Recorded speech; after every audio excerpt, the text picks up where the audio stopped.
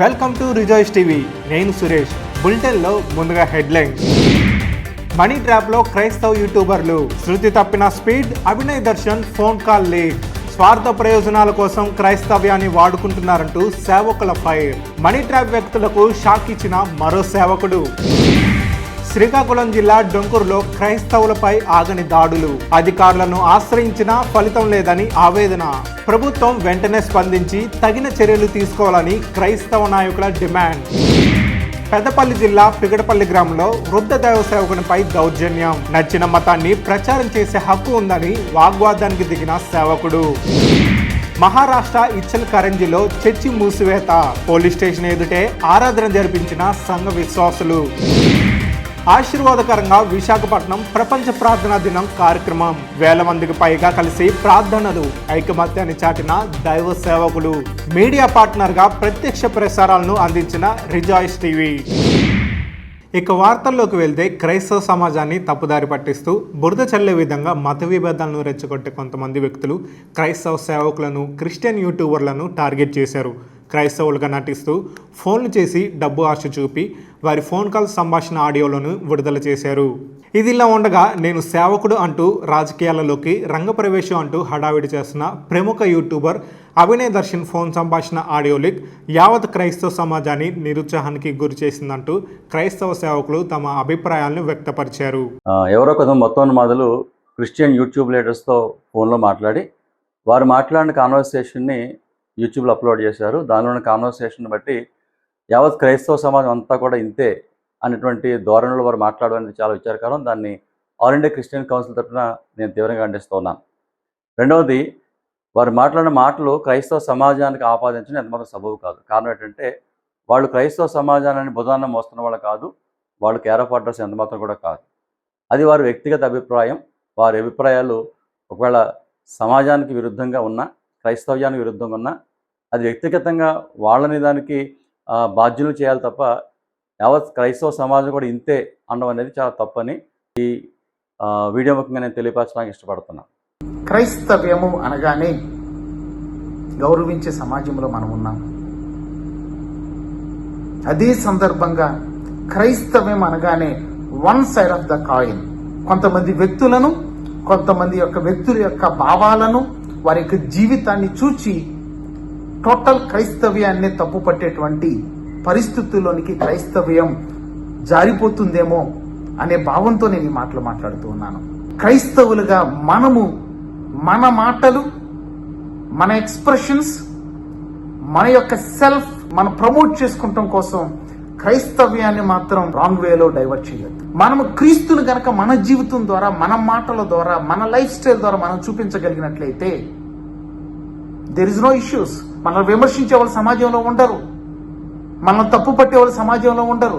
క్రైస్తవం ఎవరికి హాని చేయదు, క్రైస్తవం ఎవరిని ఇబ్బంది పెట్టదు, క్రైస్తవం ఎవరిని కూడా గాయపరచదు. ఏదేదో భావాలను వ్యక్తపరుస్తూ, ఏదేదో మాట్లాడుతూ ఎందుకు క్రైస్తవానికి ఒక అవమానాన్ని తీసుకురావాల్సిన పరిస్థితులు మనం ఎందుకుంటున్నాం?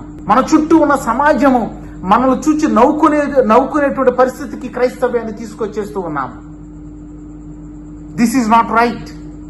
దయచేసి క్రైస్తవులుగా, దేవుని యొక్క దైవ సేవకులుగా, నాయకులుగా మనము క్రీస్తు యొక్క స్వరూప్యతను, ఆయన యొక్క గుణ లక్షణాలను, ఆయన యొక్క క్యారెక్టర్ను మనము సమాజానికి మనం చూపించేవారుగా ఉండాలి. ఆడియో లీక్ వ్యవహారంలో అభినయ్ దర్శన్, అజయ్ బాబు అంటే వేరు కాదు, ఇద్దరం ఒకటేనంటూ వివరణ ఇస్తూ ప్రవీణ్ పగడాల వ్యక్తిత్వంపై అసత్య ఆధారరహిత ఆరోపణలకు తెరతీశారు. 2 తెలుగు రాష్ట్రాల క్రైస్తవులు ఇప్పుడు బాగా ట్రస్ట్ చేస్తున్నది ఎవరినంటే నన్ను, అజయ్ బాబుని. రీసెంట్ గా కేపాల్ గారి దగ్గర నుంచి కూడా కాల్ వచ్చింది, ఆయనతో కలిసి వర్క్ చేయమని చెప్పారు. అయితే ఆయన దగ్గర వర్క్ చేసామంటే ఆయన మనల్ని రానివ్వడు అంతే. ఎందుకంటే ఆయన సీరియస్ గా మాట్లాడుతూ సింపుల్ గా నేను ఇప్పుడే ట్రంప్ ని కలిసి వచ్చాను అని ఇలాంటి మాటలు మాట్లాడేటప్పటికి ఆయన వాయిస్ లో అప్పటి వరకు మాట్లాడిన వాటికి డెప్త్ పోతుంది.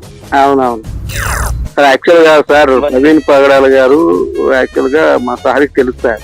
అప్పటికి వచ్చినప్పుడల్లా సిట్టింగ్ వేస్తారు అక్కడ. మా సిట్టింగ్ ముందు అవుతుంటారు ఇద్దరు కూడా. నేను కూడా నాకు తెలుసు అండి, అది నాకు తెలుసు. కాకపోతే మనం ఏంటంటే దాన్ని బయట పెట్టాల్సిన అవసరం లేదు కదా. యాక్చువల్లీ కొన్ని విషయాలు నాకు తెలిసే, కానీ మనం దాన్ని బయటికి తీసుకురాకూడదు. మనం ఏదున్నా సరే మనం స్టాండ్ తీసుకుని ఫైట్ చేయాలన్న ఉద్దేశంతో నేను ముందుకెళ్ళాను. అభినయ్ దర్శన్ అజయ్ బాబుకు ఎటువంటి రాజకీయ అనుభవం లేనప్పటికీ క్రైస్తవుల రాజకీయ రంగ ప్రవేశం అంటూ యావత్ క్రైస్తవ సమాజాన్ని తప్పుదారి పట్టిస్తూ క్రైస్తవ సేవకులను విశ్వాసులను మోసం చేస్తున్నారని FFCI అధినేత పీటర్ పుట్ట ఫైర్ అయ్యారు. ఈ మధ్యకాలంలో జరిగినటువంటి కొన్ని స్ట్రింగ్ ఆపరేషన్ అని పేరిట అనేక మంది సేవకుల్ని వారికి ఫోన్స్ చేసి ఎవరెవరో వ్యక్తులు మేము రాజకీయ పార్టీ పెడుతున్నాం అనే కోణంలో మాట్లాడుతూ ప్రవీణ్ పగడాల అనే ఒక ఎమోషన్ సిచ్యువేషన్ని తెర మీదకి తీసుకుని వస్తూ ఆ ఎమోషన్ సిచ్యువేషన్స్ని బేస్ చేసుకొని ప్రవీణ్ పగడాల తాగాడు అని మాట్లాడుతూ ఉండగా ఈ ప్రవీణ్ పగడాల గారి కేసు దగ్గర నుంచి ఎవరో ఊరు పేరు లేనటువంటి కొంతమంది వ్యక్తులు తెర మీదకి వచ్చేశారు. ఈ ఊరు పేరు లేనటువంటి వ్యక్తులు తెర మీదకి వచ్చేసి ఆ రోజు నుంచి ప్రవీణ్ పగడాల గారు చనిపోయిన దగ్గర నుంచి కూడా ఈరోజు ప్రవీణ్ పగడాల అలాగా, రేపు ప్రవీణ్ పగడాల గురించి ఇలాగా, ఎల్లుండు ప్రవీణ్ పగడాల గారు రాజకీయ పార్టీ అని ఇలాగ ఒక్కొక్క రోజు ఒక్కొక్క కోణంలో ఒక్కొక్క రోజు ఒక్కొక్క సిచ్యువేషన్ని బేస్ చేసుకొని తెర ముందుకు వచ్చేసి క్రైస్తవుల యొక్క ఎమోషన్స్ని బాగా రైజ్ చేస్తూ లేక క్రైస్తవులను రెచ్చగొడుతూ అలాగే హిందువులను రెచ్చగొడుతూ క్రైస్తవ వ్యతిరేకులైనటువంటి వ్యక్తులకు వాళ్ళు ఆహారంగా మారిపోయారు. ఏ ఊరు పేరు తెలియదు, క్రిస్టియానిటీని మేము ఉద్ధరించడానికి వచ్చాం అని పేరు చెప్పుకుంటూ అభినయ్ దర్శన్ అలాగే అజయ్ బాబు అనే వ్యక్తులు వీళ్ళు చేస్తున్నటువంటి కుట్రలు, దీని వెనక ఎవరున్నారో అనేది కూడా మాకు అనుమానమే. ఈ అభినయ్ దర్శన్ ఒకవేళ సేవకుడైతే ఇతని మారు మనసు లేనటువంటి జీవితం, ఇతని పచ్చబొట్ల వ్యవహారం, ఇతని యొక్క స్థితిగతులు ప్రతిదీ కూడా డిఫరెంట్గా ఉంది. ఇతను భార్యను విడిచిపెట్టేసి ఇవన్నీ కూడా కుటుంబ నేపథ్యం దగ్గర నుంచి ఒక సేవకుడిని చూడాలి అని అంటే ప్రతిదీ కూడా చూస్తూ ఉంటే నేను పాస్టర్ని కాదు నేను సువార్థికుడిని అంటున్నాడు పబ్లిక్గా. అంటే ఇతను ఎవరో లేదా అజయ్ బాబు ఎవరో అని వీళ్ళిద్దరి విషయాన్ని చూస్తూ ఉంటుంటే చాలా భయానకంగా అనిపిస్తూ ఉంది. క్రైస్తవ సమాజమా, క్రైస్తవ నాయకులుగా చాలామంది ఉన్నటువంటి నాయకులందరూ కూడా ప్రతి ఏరియాలో ఫెలోషిప్స్ ఉన్నాయి, ప్రతి ఏరియాలో ఆర్గనైజేషన్స్ ఉన్నాయి, ప్రతి ఏరియాలో నాయక వర్గాలు ఉన్నాయి. ఎవరి మాట పట్టించుకోకుండా ఈరోజు క్రైస్తవ సమాజం ఎవరైతే గట్టిగా అరుస్తున్నారో, ఎవరైతే ఏదేదో మాట్లాడుతూ ఉన్నారో, ఇదిగో పులి అదిగో మేక అని చెప్పి మాట్లాడుతున్నారు, వాళ్ళ వెనకాల పడి మీరు చేస్తున్నటువంటి కార్యాచరణకి, మీరు వాళ్ళని ప్రోత్సహిస్తున్న తీరును బట్టి క్రైస్తవ్యం ఎటుపోతుందో గమనించండి. వీళ్ళు క్రైస్తవ నాయకులే కాదు, క్రైస్తవ నాయకులైతే క్రైస్తవ నాయకులతో కలిసి అయా ఇది భవిష్యత్ కార్యాచరణ, క్రైస్తవ వ్యవస్థకు సంబంధించినటువంటి కార్యాచరణ ఇది అని తెలియచేయాలి. ఈ రోజు వరకు ఏ క్రైస్తవ నాయకుడిని వారు కలిసిన దాఖలాలు లేవు. ఎవరెవరినో కలుస్తూ ఎవరెవరితోనో ఏదేదో విషయాలు చేస్తూ ఉండగా మొన్న విశాఖపట్నంలో కూడా క్రైస్తవ నాయకులందరూ కూడా పసిగట్టి మీరు ఎటువంటి కార్యాచరణలు చేస్తే మేము సహకరించమని చెప్పి విశాఖపట్నం మీటింగ్ కూడా క్యాన్సిల్ చేయడం జరిగింది. ప్రతి ఒక్కరూ గమనిస్తూ ఉన్నారు ఈరోజు. కాబట్టి ఈ విషయాలన్నింటి మీద పెద్ద మనసు చేసుకొని పెద్దగా ఆలోచిస్తూ క్రైస్తవ వ్యవస్థకు ఏది ఉపయోగం ఏది నిరుపయోగం, ఎవరు క్రైస్తవ సమాజం కొరకు పోరాడేవాళ్ళు, ఎవరు పోరాడిన వాళ్ళు అని మీరు గమనించి ఈ విషయాల మీద సరైనటువంటి ఆలోచన నిర్ణయాలు తీసుకోవాల్సిందిగా క్రైస్తవ సమాజం అంతటికీ నేను తెలియజేస్తూ ఉన్నాను. డాక్టర్ విజయ్ బాబు అలియాస్ VKR కూడా ఈ మనీ ట్రాప్ వ్యవహారంలో బాధితుడే. షూర్ సార్, నాకు తప్పనిసరిగా మీరు మీ ఆలోచన మంచిది. మీలాంటి వారి కోసం ఎదురు చూస్తున్నాం. ఇలా క్రైస్తవ్యం పక్షంగా అంటే మన వాళ్ళు కొంతమంది ఏంటంటే ఇటు క్రైస్తవ్యం ఇటు లోకము రెండు కలిపేయడం వల్ల మేము ఏమి ఇబ్బంది పడిపోతున్నాం. And I tried to contact Kalvari Satish also, but no way, it is highly impossible to contact him, sir. Okay, అవునండి, అవును. It is very easy to contact me, the senates of US, but it is very difficult to contact Kalvari Satish. ఏం లేదండి, మీరు కాస్త ఎరవేస్తే మీకే రాజమార్గం వేస్తాడు ఆయన. ఆయన ఆశించేది అది లేదు బ్రదర్. మీరు అంత విడమర్చి చెప్పనవసరం లేదు, నేను అర్థం చేసుకోగలం. పరిచయం లేని వ్యక్తులతో క్రైస్తవ సమాజం తరపున ప్రతినిధులుగా వ్యవహరించడం కేవలం వారి పూర్తి వ్యక్తిగత అంశం అని, క్రైస్తవ సేవకులకు విశ్వాసులకు ఎటువంటి ప్రమేయం లేదని క్రైస్తవ సేవకులు వివరణ ఇచ్చారు. కొన్ని ఫోన్ సంభాషణ ఆడియో లీక్స్ బయటికి రావడం జరిగింది. ఇవి వింటున్నప్పుడు చాలా బాధాకరంగా ఉంది. ఆయనకి అలవాట్లు ఉన్నాయని, అది ఏదైనా మా స్టాండ్ ఇదేనని, ఒక పొలిటికల్ పార్టీలు పెట్టాలని, ఒక రాజకీయ పరిస్థితులు తీసుకొస్తూ మాట్లాడుతున్నటువంటి సంభాషణలు ఎన్నో తెర మీదకి వచ్చినాయి. అయితే ఒక దేవుని సేవకుడిగా, క్రైస్తవ కాపురాల నాయకుడిగా ఒక ప్రత్యేకమైనటువంటి ఖండింపు మీ మధ్య పెడుతున్నాను. ఎందుకంటే ఇది వారి వ్యక్తిగతమైన విషయాలు. ఈ రాజకీయ పార్టీలు పెట్టడాలనేది, అదేవిధంగా వారు మాట్లాడుతున్నటువంటి ప్రతి మాటలు కూడా దేవుని సేవకులకు, సంఘ కాపర్లకు ఏ విధమైనటువంటి సంబంధం లేదు. ఇది వారి వ్యక్తిగతమైన విషయాలు కనుక దీని వెనకాల మేమెవరూ లేవు. ఇక్కడ మాకు ఎవరో ఒక నాయకుడు అంటూ మేము నిర్ణయించుకోలేదు. మేము ఒక ప్రత్యేకమైనటువంటి అధికారులు అంటూ ఎవరిని నిర్ణయించుకోలేదు. విశాఖపట్నం నుండి సుపరిచితులైన పాస్టర్ హనీ జాన్సన్ కూడా టార్గెట్ చేశారు ఈ మనీ ట్రాప్ ముఠ. హనీ జాన్సన్ మాత్రం వారు ఇచ్చిన ఆఫర్లకు జారిపోకుండా వారిపై ఘాటుగా స్పందించారు. ఏంటి తాగుతూ తింటూ రాలేదండి, సైలెంట్ గా అలా మీరు రాగండాలిగా. మీకు బైబిల్ ఎవరు చెప్పాడు మీకు తాగుతూ తింటూ అంటే? నీళ్ళు తాగి వచ్చాడు, మందు తాగి రాలేదు. మీరు చాలా తప్పు తోవలు ఉన్నారనిపిస్తుంది నాకు. మీరు తప్పు తోవలో ఉన్నారు, మీరు తప్పు పడుతున్నారు. ఏమండి ఆపండి, ఇంకా అయిపోయింది. ఇంకా మీ మర్యాద దాటిపోతుంది. అలా మాట్లాడకూడదు. క్రైస్తవులు బిర్యానీకి మందుకు పని చెప్పాడు ఎవడంటే చెప్పాడు? ఎవడు సార్ అన్నాడు? క్రైస్తవ సేవకులు, నాయకులు, విశ్వాసులు వాస్తవాలను గమనించి సమయస్ఫూర్తితో వ్యవహరించాలని రిజాయిష్ టీవీ హెచ్చరిస్తుంది. శ్రీకాకుళం జిల్లా డొంకూరు గ్రామంలోని 100 క్రైస్తవ కుటుంబాల గ్రామ బహిష్కరణ వ్యవహారంలో ఎటువంటి న్యాయం జరగలేదంటూ బాధితులు వాపోతున్నారు. రాష్ట్రంలో ఇంతటి వివక్ష కొనసాగుతున్నప్పటికీ ప్రభుత్వం నుండి, అధికారుల నుండి ఎటువంటి చర్యలు లేవంటూ బాధితులు కన్నీరు మున్నీరవుతున్నారు. శ్రీకాకుళం జిల్లా డొంకూరు గ్రామంలో 100 క్రైస్తవ కుటుంబాల బహిష్కరణ విషయమై ఇదివరకు రిజాయిస్ టీవీ ద్వారా మీ మధ్యకు తీసుకురావడం జరిగింది. మరి ఆ విషయంలో ఈ గ్రామంలో ప్రస్తుత పరిస్థితి ఎలా ఉందో మనం అడిగి తెలుసుకుందాం. ఇక్కడ కొంతమంది బాధితులు మనతో ఉన్నారు, ఈ గ్రామానికి సంబంధించిన క్రైస్తవ మత్స్యకారులు. వారిని అడిగి మనం తెలుసుకునే ప్రయత్నం చేద్దాం. అన్నా, ముందుగా రిజాయిస్ టీవీ వారికి ప్రత్యేక ధన్యవాదాలు తెలియజేస్తున్నాను. ఒకటే విషయం చెప్తున్నా, గత 13 నుండి 2013 తేదీ నుండి ఏదైతే కుల బహిష్కరణ, మత బహిష్కరణ, ఈ వివక్ష అనేది ఏర్పరిచిన అప్పటి నుండి ఇప్పటి వరకు కూడా అదే పరిస్థితి కొనసాగుతుంది. అదే పరిస్థితి కానీ ఇప్పుడు రీసెంట్గా ఒక నెల 2-3 నెలల నుండి ఎలాగవుతుంది పరిస్థితి అంటే, ఇంటి దగ్గరికి వచ్చే దాడులు, అంటే ఒంటి మీద చేతులు వేయడాలు, ఇంటికి వచ్చి కొడదామని చెప్పడాలు. ఆల్రెడీగా ఒక చిన్న తల్లికి, పాపకి, ఒక స్త్రీకి జుట్టుపక్కల లాగి కొట్టడము మరీ దారుణంగా. ఎలాగంటే పరిస్థితి, ఒక మగాళ్ళు వచ్చేసి జుట్టుపట్టు లాగి ఈడ్చి రోడ్డు మీద కొట్టడం, ఇది దారుణమైనటువంటి పరిస్థితి. క్రైస్తవులపై దాడులు జరుగుతున్నాయి. ప్రస్తుత పరిస్థితి మొదట్లో అయితే ఎలాగుందో ఇప్పుడు కూడా అలాగే ఉంది. మరి రోజు రోజుకు భయంకరంగా పరిస్థితులు పెరిగిపోతున్నాయి. మేము ఎవరైనా మాట్లాడినా సరే, లేదనుకో మా ఇంటికారికి ఎవరైనా అంటే మా అత్తమ్మలైనా లేకపోతే ఎవరైనా వస్తే మీరు వెళ్ళొద్దు అనుకుని వాళ్ళకి తిట్టడం, వాళ్ళకి కూడా చాలా బెదిరింపులు కూడా చేశారు. వాళ్ళు ఇప్పుడు కూడా మా ఇంటి కాడ రాలేదు.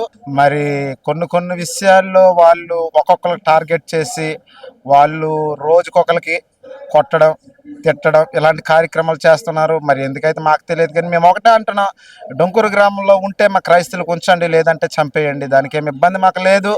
ఎందుకంటే మాకు ప్రతిరోజు ఇలా చచ్చుతూ బ్రతకడం కన్నా ఒకసారి చంపేయండి. ఈ వ్యవహారం ఇలా ఉండగా ఇటీవల ఒక క్రైస్తవుని ఇంటిపై దాడి చేసి ఒక వ్యక్తిని చితకబాదిన ఎఫ్ఐఆర్ నమోదు చేయకపోవడం పలు అనుమానాలకు దారితీస్తుంది. డబ్బులు ఆయన ఇవ్వాలంటే ఎలాగా? ఏదో చేపలు వ్యాపారం మనమో ఏమో ఇవ్వాలి. అడిగినప్పుడు అబ్బాయి ఏడన్నాడంటే మరి ఇచ్చేస్తామని అన్ని చెప్పాడు. ఒడ్డు తాలూకు ఇచ్చినవి అయితే ఇవి ఇచ్చేస్తానంటే తెల్లారో లేకపోతే మరి తెల్లారో అడగొచ్చు కదా. శాంపుల్గా వచ్చి అది డబ్బులు అడక్క అంతే గొడవకు వచ్చిందంటే ఆయనకి కుర్చీమని కూకొని జుత్తు పట్టి నాకుని ఎన్నో హింసలు పెట్టడం అయింది. పోలీసులు కూడా మాకు న్యాయం చేయట్లేదు. ఏ న్యాయం కోసం అయితే ఏ పోలీసు వారి దగ్గరికి అయితే మేము వెళ్ళినప్పుడు ఆ పోలీసు వారే దుర్భాషలు మాట్లాడుతూ ఇక్కడి నుంచి మీరు వెళ్ళిపోయండి అన్నట్టు రీతిగా మాట్లాడుతున్నారు. వారు ఇంటి నుంచి బయటకు వెళ్ళాలి అంటే భయపడే పరిస్థితులు కూడా ఉన్నాయి. ఏ రాత్రి సమయంలో ఎవరొచ్చి ఏ రీతిగా దాడి చేస్తారన్న భయాలు కూడా వారిలో కలగడం మనం చూస్తూ ఉన్నాం. అంతేకాకుండా మరి అంతా సరిగా ఉండేటప్పుడు వారి మధ్య కొంత లావాదేవీలు జరిగాయి. వడ్డీకి రుణాలు ఇవ్వటం కానీ, డబ్బులు తీసుకోవటం కానీ, వారు వీరి దగ్గర కానీ వీరు వాళ్ళ దగ్గర కానీ, ఇటువంటి ట్రాన్సాక్షన్స్ అని వారి మధ్యలో ఉన్నాయి. అయితే ఇప్పుడు ఉన్న పలంగా ఇంటిలోకి వచ్చి కూర్చొని మా డబ్బులు మాకు ఇవ్వాలి అని చెప్పి నేరుగా ఆ క్షణంలోనే డబ్బులు ఇవ్వకపోతే మీద పడి కొట్టే పరిస్థితులు కూడా ఇక్కడ మనకు కనబడుతూ ఉన్నాయి. ఈ విషయాలని చెప్తూ బాధితులు వాపోతున్నటువంటి పరిస్థితులు ఉన్నాయి.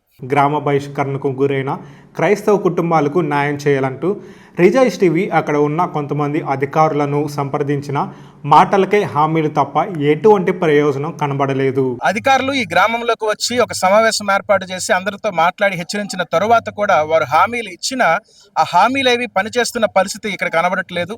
మరింత అధ్వాన్నముగా వారి యొక్క పరిస్థితి మారిందని బాధితులందరూ వాపోవడం జరుగుతూ ఉంది. మరి వారి మీద దాడులు చేస్తూ ఉన్నారు. మరి అంతేకాకుండా దాడి ఈ రీతిగా చేశారు అని పోలీస్ యంత్రాంగాన్ని సమీపించి వారి మీద ఎఫ్ఐఆర్ కేసు ఫైల్ చేయాలని ప్రయత్నం చేసినప్పుడు వారు కేసును కూడా తీసుకోలేని పరిస్థితి ఇక్కడ మనం చూస్తూ ఉన్నాం. పోలీసులు కూడా నిర్లక్ష్యంగా వ్యవహరిస్తూ ఉన్నారని బాధితులు మరి బాధపడుతున్నటువంటి పరిస్థితి మనం చూస్తూ ఉన్నాం. వాళ్ళు రక్షక భటులు అంటారు, కానీ మేమైతే అటువంటి ఆలోచన అయితే మాకు పూర్తిగా వాళ్ళు క్షీణింపజేశారండి. ఎందుకంటే వాళ్ళు రక్షిస్తారని మేము చెప్పేసి పోలీస్ స్టేషన్కి వెళ్ళినప్పుడు వాళ్ళు మా మీద దాంట్లో అభ్యంతరకమైన ఎలాంటి మాటలు అంటే, చాలా దోషకరమైన మాటలు. ఎలాంటి మాటలు అంటే, ఓ క్రైస్తవుడు ఎవడనంటే, క్రైస్తవులు ఎవరనంటే ఇంకా నా కొడుకులకి ఎవరైనా ఊర్లో ఉంచుకుంటా ఏదైతే ఈ భావజాలం ఉందో, ఏదైతే ఈ ఆర్ఎస్ఎస్ భావజాలం ఉందో, ఇంకా ఏదైతే బజరంగ భావజాలం ఉందో, వాళ్ళ సంస్థలన్నీ కూడా తీసుకొచ్చేసి మీ ఊర్లో ఒక్కనాడు కాలు చేతులు ఎరగొట్టుకుంటూ స్టేషన్లో మీకు ఉంచను అని చెప్పేసి ఒక ప్రభుత్వ అధికారి, ఒక ఎస్ఐ గారే ఈ విధంగా మాట్లాడి ఇటువంటి దారుణమైన భావజాలం కలిగి, అలాగే ఈయన ఒక ఎమ్మెల్యే కానీ లేకపోతే ప్రభుత్వ అధికారులు కానీ ఇటువంటివి కూడా జరుగుతుండే ఇన్ని కేసులు. తమకు న్యాయం చేయాలంటూ చెలో కలెక్టరేట్ కార్యక్రమాన్ని చేయబోతున్నామని బాధితులు మీడియాకు తెలిపారు. ఈ విషయం పైన మేము కలెక్టరేట్ వరకు వెళ్ళి కలెక్టర్ దగ్గరికి వెళ్ళి అక్కడ ఖచ్చితంగా మా క్రైస్తవ యాజమాన్యం అంతా కూడా, మా ఊర్లో ఉన్నటువంటి వారందరూ కూడా అక్కడికి వెళ్ళి ఆమరణ నిరాహార దీక్ష చేయవలసిన పరిస్థితి కూడా ఏర్పడి ఉంటుంది. మేము ఖచ్చితంగా అక్కడ ఈ దీక్షను ఏర్పాటు చేసి మరి ఏదైతే మరి కలెక్టర్ గారు ఉన్నారో మా పరిస్థితులు అన్నీ కూడా, మా బాధలు ఎటువంటి బాధలు అంటే ఈ కలుగుతున్నటువంటి బతుకుతున్నాం అంతే. కలెక్టర్ను ఆశ్రయించిన తర్వాత కూడా ఫలితం లేకుంటే ఈ 100 కుటుంబాలతో రాష్ట్ర రాజధాని అమరావతిలో నిరాహార దీక్షకు అడుగులు వేస్తామంటూ క్రైస్తవ నాయకులు హెచ్చరిస్తున్నారు. క్రైస్తవుల మీద మత వివక్షతో, అనగా మత్స్యకార క్రైస్తవుల మీద మత వివక్షతో చేసిన దాడులు బహిష్కరణ విషయమై కలెక్టర్ గారి దగ్గర ధర్నా చేయడానికి సిద్ధపడుతున్నారు. అనంతరం శ్రీకాకుళం జిల్లా నుండి నెల్లూరు వరకు ఉన్న కోస్టల్ ప్రాంతంలో ఉన్న మత్స్యకారులకి చాలా మత వివక్షతో దాడులు ఎదుర్కొంటున్నారు. ఈ కేసులు ఇటు రీతిగా జరుగుతుంది. ప్రభుత్వం జోక్యం చేసుకోకుండా ఓట్ల కొరకు రాజకీయ పార్టీలు చేస్తున్న ఇటువంటి మత వివక్షను అడ్డుకట్ట చేయాలని, లేకపోతే రాష్ట్ర స్థాయిలో మేము ధర్నాకి పిలుపు ఇవ్వడం జరుగుతుందని ఇందు మూలంగా రిజాయిస్ టీవీ ద్వారా క్రైస్తవ సమాజానికి, ప్రభుత్వానికి వినయముగా తెలియజేస్తున్నాం. దేశంలో దళిత క్రైస్తవులకు, దైవ సేవకులకు భద్రత లేదా? తెలంగాణలోని పెద్దపల్లి జిల్లా పికడపల్లి గ్రామంలో ఓ వృద్ధ దళిత దైవ సేవకుడిపై జరిగిన దాడిని చూస్తే అవుననే చెప్పాలి. సకల మతాల సమ్మేళనం, భిన్నత్వంలో ఏకత్వం కలిగిన మన భారతదేశంలో ఎవరికి నచ్చిన మతాన్ని వారు అవలంబించవచ్చు, తమ భావాలను స్వేచ్ఛగా ప్రకటించవచ్చు. ప్రతి పౌరునికి రాజ్యాంగం కొన్ని ప్రాథమిక హక్కులను కల్పించింది. అయితే కొందరు మతోన్మాదులు మత వివక్ష, కుల వివక్షను చూపుతూ పరోక్షంగా కొందరు రాజకీయ నాయకుల అండదండలతో బలహీన దళిత క్రైస్తవులపైన దాడులకు పాల్పడుతున్నారు. వారి ప్రాథమిక హక్కులను కాలరాస్తూ క్రైస్తవ సేవా కార్యక్రమాలను, భక్తి విధానాలను అడ్డుకుంటూ తామే అధికారులమన్నట్టు వ్యవహరిస్తున్నారు. పెగడపల్లి గ్రామంలో ఓ వృద్ధ సేవకుడు తన వాహనంపై భక్తి బాటలు పెట్టుకొని వెళ్తూ ఉండగా కొందరు మతోన్మాదులు దారి కాచి అతన్ని ఆపి ఊరిలోకి రావద్దని, ఊరికి దూరంగా పొమ్మంటూ అడ్డగించారు. పలు రకాల మాటలతో బాధించారు. తన మానాన తను దేవుణ్ణి స్తుతించుకుంటూ బండిపై వెళ్ళిపోతున్నానని, నన్ను గ్రామంలోకి రావద్దనే హక్కు మీకు ఎవరు ఇచ్చారని వృద్ధ దేవ సేవకుడు వాగ్వాదానికి దిగాడు. నేను ఊరికి పోతానని పాట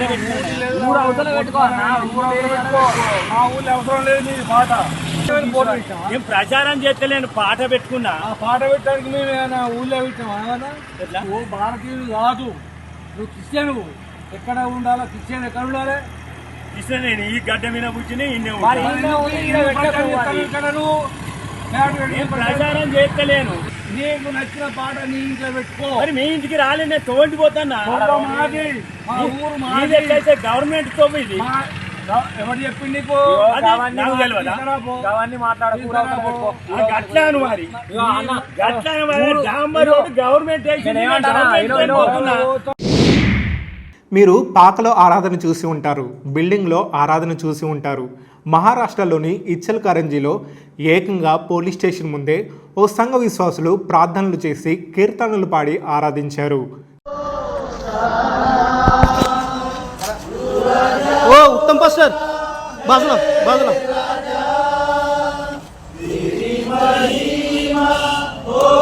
ఓ సార్ పడక్ సాబ్ ఓ పడక్ సాబ్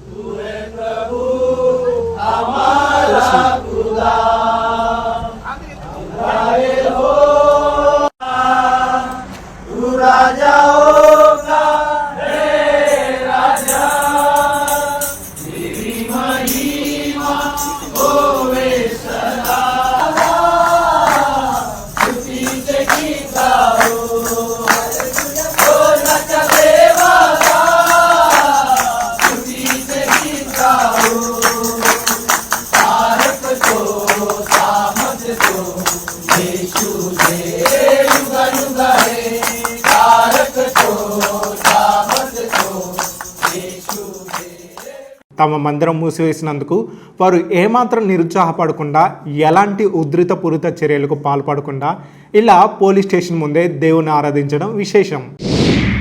విశాఖపట్నంలో ప్రపంచ ప్రార్థనా దినం ఆశీర్వాదకరంగా జరిగింది. ప్రపంచవ్యాప్తంగా జరుపుకునే ఈ ప్రత్యేక దినాన్ని విశాఖ దైవ సేవకులు ఘనంగా జరిగించారు. అనేక మంది పాస్టర్లు, విశ్వాసులు పాల్గొని ప్రపంచంలోని అనేక సమస్యల కొరకు, దేశం యొక్క సుభిక్షత కొరకు, ప్రపంచ దేశాల శాంతి భద్రతల కొరకు మిషనరీ సంస్థలు, సార్వత్రిక సంఘం, ప్రకృతి వైపరీత్యాలు, పర్యావరణ పరిరక్షణ, గ్లోబల్ వార్మింగ్, సహజ వనరుల దుర్వినియోగం కాకుండా ఉండుట కొరకు, రక్షణ శాఖ కొరకు, పేదరిక నిర్మూలన, మత సామరస్యత, లౌకికవాద పరిరక్షణ వంటి పలు అంశాల కొరకు ప్రార్థన విజ్ఞాపనలు చేశారు. డాక్టర్ కేఆర్ సింగ్ విశ్వాసులను ఉద్దేశించి మాట్లాడుతూ, ప్రార్థన కుటుంబాల్లో, సంఘాలలో సమాధానాన్ని, ఆశీర్వాదాన్ని పెంపొందిస్తుందని, ప్రతి ఒక్కరూ ప్రార్థన ద్వారా తమ ఆత్మీయ స్థితిని మెరుగుపరుచుకోవాలని కోరారు. మనకు కావాల్సింది టైటిల్స్ కాదు, కావాల్సింది తలాంతులు కాదు. తలాంతులు ఈ ప్రపంచంలో చాలా మందికి ఉన్నాయి, కానీ ఈ తలాంతులు పరిశుద్ధాత్మతో తాకబడాలి. పరిశుద్ధాత్మతో తాకబడాలి. అది దేవునితో నీకు కనెక్టివిటీ ఉంటేనే, పరిశుద్ధాత్మని యొక్క కనెక్షన్ ఉంటేనే నీవు ఈ ప్రపంచంలో ఒక గొప్ప సాక్షిగా కనబడగలవు. సీనియర్ దైవ సేవకులు డాక్టర్ ఎంఏ పాల్ ఈ సభకు హాజరయ్యారు. గ్లోబల్ డే ఆఫ్ ప్రేయర్కి కూడి వచ్చిన వారందరిని బట్టి నేను దేవునికి స్తుతులు చెల్లిస్తున్నాను. మీరు అక్కడ మన పట్టణానికి, రాష్ట్రానికి, దేశానికి గొప్ప దీవెనకరంగా ఉండాలని నేను కోరుతున్నాను. మన పట్టణం నుంచి 1,00,000 మంది ప్రార్థన యోధులు రావాలని మీరు జ్ఞాపకం చేసుకోండి. దేవుడు ఆ యొక్క ఉద్దేశం, దేవుని యొక్క ప్రణాళిక మన మధ్యలో నెరవేర్చబడాలని నేను కోరుతున్నాను. మీడియా పార్ట్నర్గా ఈ కార్యక్రమాన్ని ప్రత్యక్ష ప్రసారాలు అందించిన రిజాయిస్ టీవీకి కృతజ్ఞతలు తెలిపారు. ఈ లైవ్ విషయంలో మనం అడిగిన వెంటనే చేస్తామని రిజాయిస్ టీవీ అలాగే CEO స్పర్జన్ గారు మనకు అవకాశం ఇచ్చారు. వీడియోగ్రఫీతో మనకి ఈ లైవ్ స్ట్రీమింగ్ ప్రసారం చేసిన రిజాయిస్ టీవీ స్పర్జన్ గారికి కృతజ్ఞత తెలియజేస్తున్నాం. గమ్ ఆడిటోరియం వేదికగా వేలాదిగా విశ్వాసులు, దైవ సేవకులు పాల్గొని క్రైస్తవుల ఐక్యతను చాటి చెప్పారు. మీ ప్రాంతాల్లోని క్రైస్తవ వార్తా విశేషాలను అనేక మందికి చేరువేటుకు స్క్రీన్ మీద కనిపిస్తున్న నెంబర్కు కాల్ చేయండి. మరిన్ని వార్తా విశేషాలతో నెక్స్ట్ బులెటిన్లో కలుద్దాం. రిజాయిస్ టీవీని ఇప్పుడే సబ్స్క్రైబ్ చేసి అనేక మందికి షేర్ చేయండి. నేను సురేష్, సైనింగ్ ఆఫ్.